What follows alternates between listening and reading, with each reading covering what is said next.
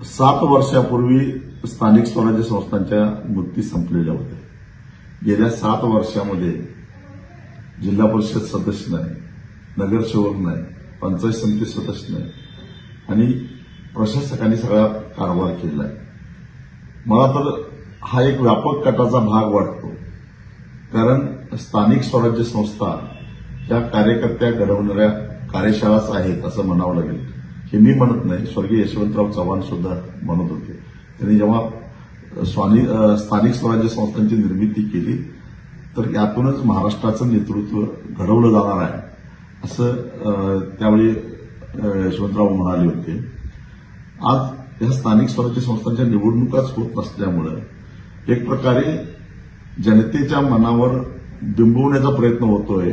नगरसेवक नसला म्हणून काय झालं, जिल्हा परिषद सदस्य नसला म्हणून काय झालं, तुमची कामं कुठं आडलेली आहेत, काय तुमचं आडलेलं आहे, यांची टक्केवारी मात्र थेट आता मंत्रालयामध्ये पोहोचली.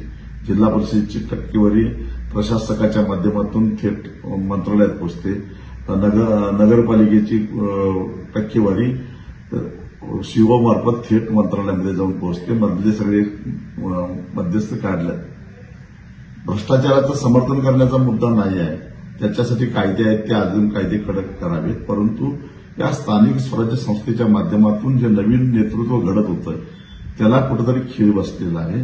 आणि अशा परिस्थितीमध्ये मग आमदाराचाच मुलगा आमदार होणार, खासदाराचाच मुलगा खासदार होणार. महाराष्ट्रामध्ये 2-2.25 जी काय प्रस्थापित घराणे आहेत त्यांच्या पलीकडे राजकारण जाऊन द्यायचं नाही. हेच आता नवे सरंजामदार झालेत, हेच आता नवे इनामदार झालेले आहेत आणि त्यांचेच वारसदार आता महाराष्ट्राचे तारणहार होणार आहेत.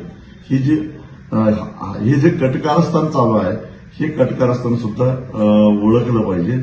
आणि त्यामुळं न्यायव्यवस्था झोपा काढत होती काय 7 वर्षे, पण निवडणूक आयोग काय करत होता, चालू असलेल्या निवडणुकीला खीळ घालून त्या पुढे ढकलणं किंवा ज्यांचं मतदान आज व्हायला लागलंय त्याचं मतमोजणी अजून 20 दिवसांनी करा म्हणून सांगणं किंवा तोपर्यंत स्थगिती देणं. म्हणजे काय, मग